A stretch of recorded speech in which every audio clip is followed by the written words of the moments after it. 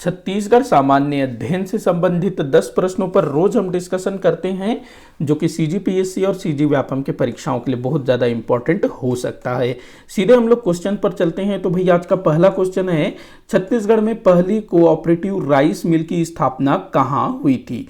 तो cooperative rice mill, तो देखो हमारा जो छत्तीसगढ़ है यहाँ पर धान का बहुत ज़्यादा उत्पादन होता है, और धान का उत्पादन होगा तो राइस मिल भी होंगे, मतलब धान को कूटने के लिए राइस मिलों की ज़रूरत होगी ना।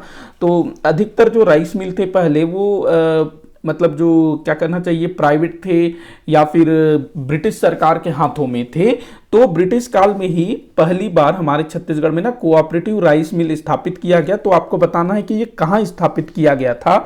तो ये बलौदा बाजार में स्थापित किया था, जो कि उस समय रायपुर जिले के अंतर्गत आता था। और इसकी स्थापना में वामन राव लाखे जी का विशेष योगदान था। वामन राव लाखे, ध्यान रखेंगे, वामन राव लाखे जी के प्रयासों से छत्तीसगढ़ के पहले कोऑपरेटिव राइस मिल की स्थापना हुई थी बलौदा बाजार में। इसके अलावा जो वामन राव लाखे जी थे ना, इन्हीं के प्रयासों से रायपुर में कोऑपरेटिव सेंट्रल बैंक की स्थापना हुई थी वर्ष 1913 में। कोऑपरेटिव सेंट्रल बैंक, ये भी ध्यान रखेंगे, दोनों ही से वामन राव लाखे जी जुड़े हुए हैं। ये कोऑपरेटिव राइस मिल है और इसमें जो है कोऑपरेटिव सेंट्रल बैंक रायपुर में। बढ़ते हैं अगले क्वेश्चन की तरफ। अगला क्वेश्चन दिया हुआ है, किसने छत्तीसगढ़ में सती प्रथा पर प्रतिबंध लगाया था? तो भाई सती प्रथा पर प्रतिबंध किसने लगाया था? लॉर्ड विलियम बेंटिक ने प्रतिबंध लगाया था ना सती प्रथा पर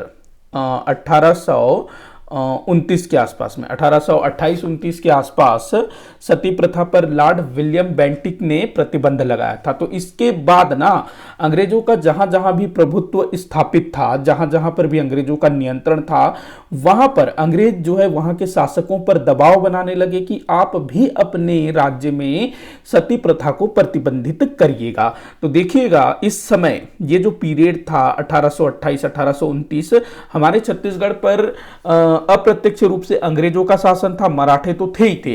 1830 के बाद छत्तीसगढ़ पर मराठों का शासन फिर से स्थापित हो जाता है। जो नागपुर के भोसला शासक थे रघुजी तृतीय, उनका शासन शुरू हो जाता है। तो ये जो रघुजी तृतीय थे ना, इन्होंने ही 1931 में अपने राज्य में, मतलब कि इनका जो राज्य था ना, नागपुर का जो राज्य था जिसके अंतर्गत हमारा छत्तीसगढ़ भी आता था, तो इन्होंने 1931 में नागपुर में, छत्तीसगढ़ सहित पूरे नागपुर राज्य में इन्होंने सती प्रथा पर प्रतिबंध लगाया। तो ध्यान रखेंगे रघुजी तृतीय।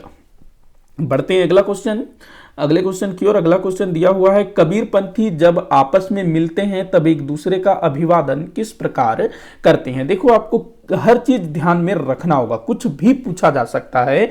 तो जो कबीरपंथी है ना, जब वो आपस में मिलते हैं अभिवादन किस तरह से करते हैं ये आपको बताना है। जैसे कि नॉर्मली हम लोग मिलते हैं तो क्या करते हैं, हाय हेलो करते हैं, नमस्ते करते हैं, नमस्कार करते हैं, राम राम करते हैं हमारे छत्तीसगढ़ में। तो कबीरपंथी क्या करते हैं, साहेब बंदगी, साहेब बंदगी, ध्यान रखेंगे साहेब बंदगी। जब दो कबीरपंथी आपस में मिलेंगे ना तो वो कहेंगे साहेब बंदगी, ध्यान रखना साहेब बंदगी इंपॉर्टेंट हो सकता है, इस तरह की चीजें पूछी जाती है। अगला क्वेश्चन है, बस्तर में चैत्र मास में कौन सा पर्व मनाया जाता है? तो चैत्र मास में कौन सा पर्व मनाया जाता है? भाई चैत्र मास जब रामनवमी होता है ना, जिस महीने में, उस माह में बस्तर क्षेत्र में कौन सा पर्व मनाया जाता है? अमुस की अगर हम बात करें तो ये लगभग सावन में मनाया जाता है। सावन में अमुस, जो हरेली है ना, उसी का बस्तर में ये बस्तरिया रूप है। जो अमुस है हरेली का बस्तरिया रूप है। तो हरेली कब मनाया जाता है? सावन अमावस्या को। तो उसी आसपास में ना सावन भादों में बस्तर क्षेत्र में अमुस मनाया जाता है। दियारी ये जो है कार्तिक में मनाया जाता है। जो दीपावली होता है ना, दीपावली के बाद जो गोवर्धन पूजा होता है जिसमें गौ माता की पूजा की जाती है, गोधन की पूजा की जाती है, तो वही चीज जो है बस्तर में दियारी के रूप में मनाया जाता है कार्तिक मास के आसपास। चरु यात्रा की अगर हम बात करें तो ये धान कटाई के बाद मनाया जाता है। धान कटाई के बाद, धान कटाई के बाद मतलब कि वही कार्तिक अगहन, जब धान कटाई का समय होता है ना कार्तिक, तो उसी आसपास में ये मनाया जाता है। बच गया ये माटी तिहार। यही जो माटी तिहार है ये मनाया जाता है आपके चैत्र मास में। माटी तिहार, माटी का मतलब होता है मिट्टी, तिहार का मतलब होता है त्योहार। तो ये जो है धरती माता के प्रति श्रद्धा प्रकट करने के उद्देश्य से इसको मनाया जाता है माटी तिहार चैत्र माह में। तो ध्यान रखेंगे चैत्र मास में मनाया जाता है माटी तिहार बस्तर क्षेत्र में। बाकी को भी ध्यान रखना कब कब मनाया जाता है बस्तर में। अगला क्वेश्चन है छत्तीसगढ़ में कोसा अनुसंधान केंद्र किस जिले में स्थित है? कोसा अनुसंधान केंद्र, तो देखिएगा जो कोसा अनुसंधान केंद्र है वो है बस्तर जिले में। बाकी अगर कोसा की बात करें तो वो बस्तर, फिर जांजगीर चांपा, रायगढ़, कोरबा में भी कोसा का काम होता है। तो बस्तर में कोसा अनुसंधान केंद्र स्थापित किया गया है। अगला क्वेश्चन है निम्न में कौन ब्रिटेन में आयोजित गोलमेज सम्मेलन में सम्मिलित हुआ था? तो भाई इनमें से कौन ब्रिटेन में आयोजित गोलमेज सम्मेलन में सम्मिलित हुआ था यह आपको बताना है। नरेश चंद्र सिंह, ये शायद सारंगढ़ के महाराज थे, राजा थे, मुझे ध्यान नहीं आ रहा है सारंगढ़ के थे, कहाँ के थे, लेकिन ये राजा थे और ये जो है मध्य प्रदेश के मुख्यमंत्री भी बने थे। उसके बाद अगला दिया हुआ है रामानुज प्रताप सिंहदेव, ये कोरिया रियासत के शासक थे। कोरिया, रामानुज प्रताप सिंहदेव। रामानुज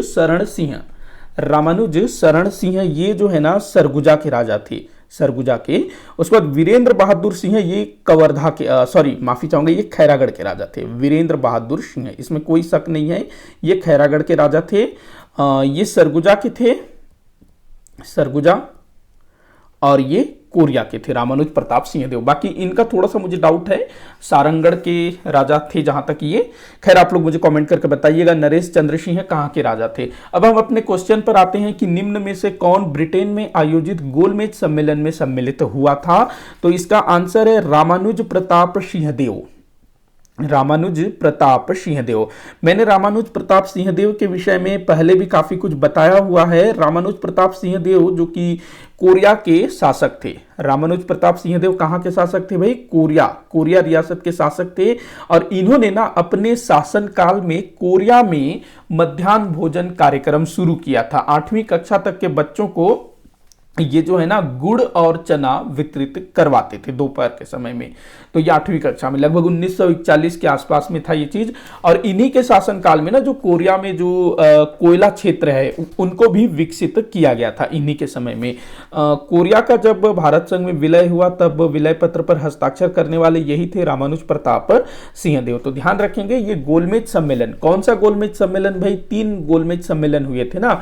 तो द्वितीय गोलमेज सम्मेलन जिसमें गांधी जी सम्मिलित हुए थे उसमें ये भाग लिए थे, द्वितीय गोलमेज सम्मेलन में। ये इंपॉर्टेंट हो सकता है, ध्यान रखेंगे। रामानुज प्रताप सिंहदेव कोरिया रियासत के शासक द्वितीय गोलमेज सम्मेलन में सम्मिलित हुए थे और भारत के पहले ऐसे शासक थे जिन्होंने अपने रियासत में मध्याह्न भोजन कार्यक्रम को लागू किया था पूरे भारतवर्ष में। ध्यान रखना 1941 के आसपास में मध्याह्न भोजन कार्यक्रम को अपने राज्य में इन्होंने लागू करवाया था। गुड़ और चना दिया करते थे, भोजन नहीं देते थे, गुड़ चना वितरित होता था। अगला क्वेश्चन है भारत के स्वतंत्रता के समय मध्य प्रांत एवं बरार के गवर्नर कौन थे? भारत के स्वतंत्रता के समय मध्य प्रांत एवं बरार के गवर्नर कौन थे ये आपको बताना है। तो कौन थे भाई गवर्नर? मंगलदास पकवासा। मंगलदास पकवासा ये जो है 1947 की स्थिति में यहाँ पर क्या कहना चाहिए गवर्नर थे मध्य प्रांत एवं बरार के। ई राघवेंद्र राव की अगर हम लोग बात करें तो 1937 के आसपास ये जो है मध्य प्रांत के गवर्नर थे। इनकी मृत्यु 1942 में हो चुकी थी। और जो ई राघवेंद्र राव हैं वो भाई अपने वायसराय के कार्यकारिणी में सम्मिलित होने वाले व्यक्ति थे हमारे छत्तीसगढ़ से। तो मंगलदास पकवासा मध्य प्रांत एवं बरार के गवर्नर थे 1947 की स्थिति में। पंडित रविशंकर शुक्ल ये मुख्यमंत्री थे। घनश्याम सिंह गुप्त विधानसभा अध्यक्ष थे। सारी चीजें इंपॉर्टेंट है, मैं जो भी बताता हूं ध्यान से सुनते जाइए, नोट करना है तो नोट करते जाइए। अगला क्वेश्चन है 15 अगस्त 1947 को देश के स्वतंत्रता के उपलक्ष्य में राम गोपाल तिवारी जी ने किस स्थान पर ध्वजारोहण किया था? भाई इस पर ना मैंने अलग से वीडियो भी बनाया हुआ है कि किसने कहाँ ध्वजारोहण किया, आप लोग उसको जरूर देखिएगा, मेरे चैनल पर जाइए मिल जाएगा। तो जो राम गोपाल तिवारी हैं उन्होंने बिलासपुर में ध्वजारोहण किया था। रायपुर में वामन राव लाखे और R.K. पाटिल ने ध्वजारोहण किया। दुर्ग में घनश्याम सिंह गुप्त ने ध्वजारोहण किया। धमतरी का नहीं मालूम, शायद बाबू छोटेलाल श्रीवास्तव, इनमें से किसी ने ध्वजारोहण किया होगा। अगर आपको मालूम है तो बताइएगा धमतरी के संदर्भ में। अगला क्वेश्चन हम लोग देखते हैं। वर्ष 1937 में दुर्ग जिले के डौंडी लोहारा में हुए किसान आंदोलन से संबंधित नेता थे। तो 1937 में दुर्ग जिले के डौंडी लोहारा में किसान आंदोलन हुआ, किसान सत्याग्रह। तो इसमें कौन कौन से नेता सम्मिलित थे ये आपको बताना है। तो यहाँ पर नरसिंह प्रसाद अग्रवाल थे, घनश्याम सिंह गुप्त ये नहीं थे, सरयू प्रसाद अग्रवाल थे, रत्नाकर झा ये भी थे। तो यहाँ आपका आंसर हो जाएगा 1, 3, 4, ये आपका उत्तर होगा। घनश्याम सिंह गुप्त यहाँ पर शामिल नहीं थे। तो 1, 3, 4, तो ये आपका उत्तर होगा स। अगला क्वेश्चन देखते हैं, 10वां क्वेश्चन, जो कि इस वीडियो का आखिरी क्वेश्चन होगा। बस्तर क्षेत्र में दीपावली के दूसरे दिन कौन सा पर्व मनाया जाता है? तो भाई ये गोवर्धन पूजा मनाया जाता है बस्तर क्षेत्र में। मतलब गोवर्धन पूजा लगभग पूरे हर जगह मनाया जाता है। अच्छा यहाँ ये आंसर नहीं होगा, माफी चाहूंगा।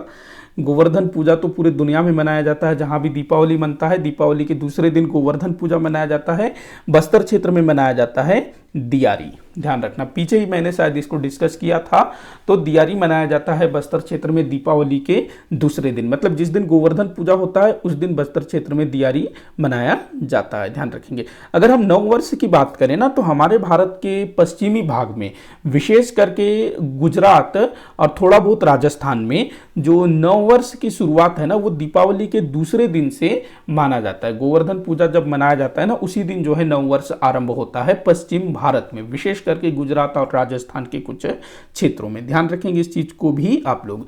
तो दिवाली मनाया जाता है दीपावली के दूसरे दिन। अच्छा, दीपावली के दूसरे दिन ही हमारे छत्तीसगढ़ के जो यादव समाज के लोग हैं ना वो मातर मनाते हैं। मातर मतलब कि जो गोवर्धन पूजा है ना उसी को मातर के रूप में मनाया जाता है। गोवर्धन पूजा ही एक तरह से मातर है। तो ध्यान रखेंगे यादव समाज के लोग जो कि गौ वंश के एक तरह से पूजक, मतलब गौ वंश जो गाय हैं उसको काफी सम्मान देते हैं, खुद को जो है श्री कृष्ण जी का वंशज मानते हैं ना यादव समाज के लोग। और श्री कृष्ण जी का संबंध तो भाई गाय माखन उन सब चीजों से रहा है। तो जो यादव समाज के लोग हैं वो गोवर्धन पूजा को बड़े ही धूमधाम से मनाते हैं, मातर के नाम से मनाते हैं, ध्यान रखना मातर। तो ये पूछा भी गया है कि मातर कौन मनाते हैं, मातर कब मनाया जाता है, ये पूछा भी गया है। तो मातर गोवर्धन पूजा दीपावली के दूसरे दिन यादव समाज के द्वारा। इसी के साथ आज का ये वीडियो यहीं पर समाप्त होता है। आप लोग मुझे कमेंट करके बताइएगा कि आपसे कितने क्वेश्चन सॉल्व हुए, किसी भी क्वेश्चन में कोई भी डाउट हो जरूर बताइएगा। वीडियो को आखिर तक देखने के लिए बहुत बहुत धन्यवाद।